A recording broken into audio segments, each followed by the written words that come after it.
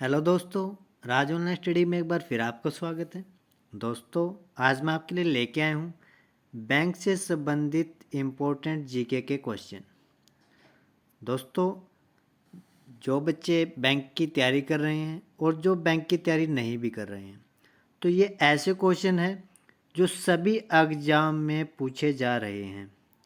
Bank से related तो हैं, तो बैंक के एग्ज़ाम में तो आएंगे ही, लेकिन ये क्वेश्चन इकोनॉमिक दृष्टि से भी कई बार दूसरे जो एग्ज़ाम होते हैं उनके अंदर भी पूछे जाते हैं। तो चलिए दोस्तों, शुरू करते हैं। भारत में कितने सार्वजनिक संस्था बैंक हैं? तो 27 बैंक हैं भारत के अंदर जो सार्वजनिक संस्था बैंक के अंदर आते हैं। बैंक प्रदान करते हैं क्या? वित्तीय सेवाएं। भारतीय रिजर्व बैंक कब स्थापित हुआ था? तो ये हुआ था 1 अप्रैल 1935 को। भारतीय रिजर्व बैंक का मुख्यालय कहाँ पे है? तो इसका मुख्यालय है मुंबई के अंदर। भारतीय रिजर्व बैंक का राष्ट्रीयकरण कब हुआ था? तो इसका राष्ट्रीयकरण हुआ था 1 जनवरी 1949 को। आगे है, भारतीय रिजर्व बैंक का बैंक दर कितना है? इंपॉर्टेंट क्वेश्चन है। तो उसका जो बैंक दर है 7.75% है। भारतीय महिला बैंक की स्थापना कब हुई थी? तो इसकी स्थापना हुई थी 19 नवंबर 2013 के अंदर। भारतीय स्टेट बैंक की स्थापना कब हुआ था? तो यह था जुलाई 1 1955 के अंदर। भारत का पहला बैंक कौन सा है? वेरी इंपॉर्टेंट क्वेश्चन है दोस्तों। तो सबसे पहला बैंक है जो भारत का, वो बैंक ऑफ हिंदुस्तानी था। बैंक ऑफ हिंदुस्तानी की स्थापना कब हुआ था? तो ये थे 1970 के अंदर, यानी सी ऑप्शन राइट आंसर है। आगे है, भारत में केंद्रीय बैंक व्यावसायिक कार्य किस बैंक द्वारा प्रस्तुत किया जाता है? तो यह भारतीय रिजर्व बैंक के द्वारा प्रस्तुत किया जाता है। विश्व बैंक का मुख्यालय कहाँ पे है? तो विश्व बैंक का मुख्यालय वाशिंगटन डीसी में, यानी अमेरिका के अंदर है। वर्ल्ड डेवलपमेंट रिपोर्ट निम्नलिखित में से किस संस्था का प्रकाशन है? तो ये विश्व बैंक का प्रकाशन है। भारतीय रिजर्व बैंक निम्नलिखित में से किस दर पर निर्धारण नहीं करता है? तो आयकर दर पर वो कोई भी दर है निर्धारित नहीं करता है। आगे है, भारतीय ग्रामीण क्षेत्रों के बहुसंख्या लोग ऋण की आवश्यकता को पूरा करने के लिए निम्नलिखित में से किसके पास जाते हैं? तो साहूकार के पास जाते हैं, जो ग्रामीण क्षेत्र के लोग हैं, कर्जे के लिए, ऋण के लिए। भारत में विभिन्न क्षेत्रीय वाणिज्य बैंक हैं। इनमें से कौन वाणिज्य बैंकों की श्रेणी में नहीं आता है? तो वस्तु बैंक है, उसके अंदर नहीं आता है। निम्नलिखित प्रकार के बैंक में से किस प्रकार के बैंकों को विदेशी मुद्रा खाते के संचालन की अनुमति प्राप्त है? तो राष्ट्रीयकृत बैंकों को अनुमति प्राप्त है। निम्नलिखित में से कौन सी एक साधारण बैंक ग्राहक की सामान्य बैंकिंग गतिविधि नहीं मानी जा सकती? तो पीएलआर घटाना या बढ़ाना और ऋण नीति की घोषणा उसकी गतिविधि नहीं मानी जाती। भारत निम्नलिखित में से किस राष्ट्र समूह का सदस्य है? तो भारत BRICS यानी ब्रिक्स का सदस्य है। बैंकिंग जगत में KYC का पूर्ण रूप क्या है? तो उसका पूर्ण रूप है नाउ योर कस्टमर। बैंकिंग एवं वित्त के क्षेत्र में निम्नलिखित में से किस शब्द का प्रयोग किया जाता है? तो इसके अंदर एक्रूड इंटरेस्ट का प्रयोग किया जाता है। निम्नलिखित में भारत के निजी क्षेत्र के एक बैंक का नाम कौन सा है? तो साउथ इंडियन बैंक है जो बैंक का नाम है। वित्तीय सेवाओं तक पहुंचने की कमी को तकनीकी रूप से क्या बोलते हैं?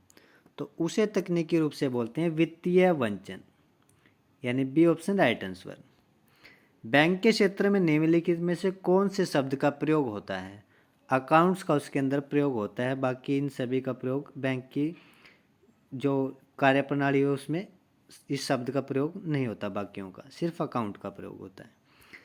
आगे हैं, निम्नलिखित में से जापान की कौन सी मुद्रा करेंसी है? तो येन है जो मुद्रा करेंसी है। जैसे अपने को रुपए बोलते हैं अपनी मुद्रा को, तो जापान की मुद्रा को येन बोला जाता है। विदेशी मुद्रा संबंधी कार्य किस बैंक का है? तो तटीय बैंक का है? देश की सरकार एवं केंद्रीय बैंक द्वारा जारी नोट व सिक्के कौन सी मुद्रा होती है? तो उसे वैध मुद्रा बोलते हैं। बॉम्बे स्टॉक एक्सचेंज का विश्व में कौन सा स्थान है? तो ये 11वां स्थान है विश्व में इसका। मुंबई स्टॉक एक्सचेंज की को मान्यता कब मिली थी? तो ये 13 अगस्त 1957 को उसको मान्यता मिली थी। भारतीय रुपए के नोट पर कितनी भाषाओं में नोट के मूल्य का उल्लेख होता है? यानी जो रुपए के नोट पर कितनी भाषाएं में वो चीज़ लिखी होती है, तो उसके ऊपर जो भाषाएं में लिखी होती है 15 भाषाओं में वो लिखी हुई होती है। वह ऋण पत्र जिसमें धन वापसी की समय सीमा निश्चित हो उसे क्या कहा जाता है? तो उसे शोधनीय ऋण पत्र बोला जाता है।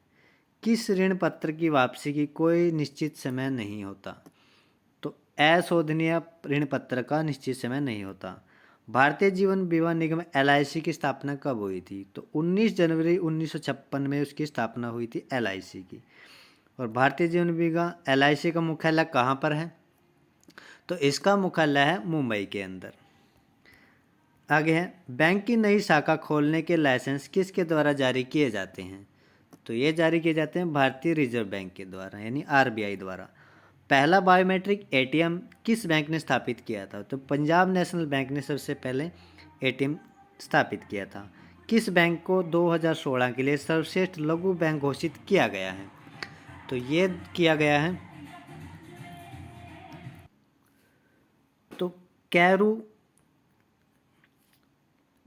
कैरू वैश्य बैंक को सर्वश्रेष्ठ लघु बैंक घोषित किया गया है। धन शोधन क्या है? धन शोधन का मतलब होता है अवैध रूप से प्राप्त धन का परिवर्तन, यानी सी ऑप्शन राइट आंसर।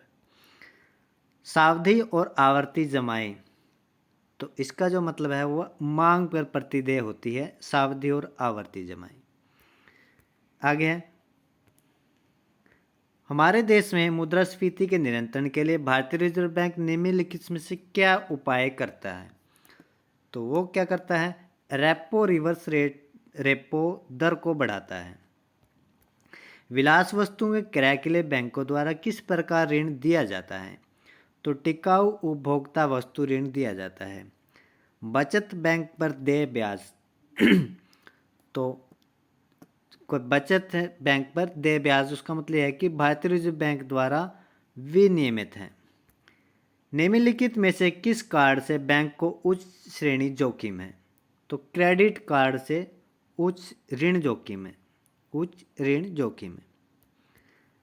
कौन सा एक क्रेडिट कार्ड एसोसिएशन है? तो मास्टर कार्ड है जो वो क्रेडिट कार्ड एसोसिएशन है। कौन सी एक इलेक्ट्रॉनिक बैंकिंग डिलीवरी चैनल नहीं है? तो मोबाइल वैन है जो नहीं है। कौन सा संगठन उधारकर्ताओं की ऋण पृष्ठभूमि रखता उपलब्ध कराता है? तो है CIBIL। पेटीएम ने किस नाम से अपना क्रेडिट कार्ड लॉन्च किया है? तो पेटीएम ने पेटीएम फर्स्ट कार्ड के नाम से पेटीएम लॉन्च किया है। दोस्तों 50 इंपॉर्टेंट क्वेश्चन थे। तो वीडियो अगर अच्छी लगी तो लाइक शेयर सब्सक्राइब जरूर कीजिएगा और वीडियो देखने के लिए धन्यवाद। मिलते हैं नेक्स्ट वीडियो।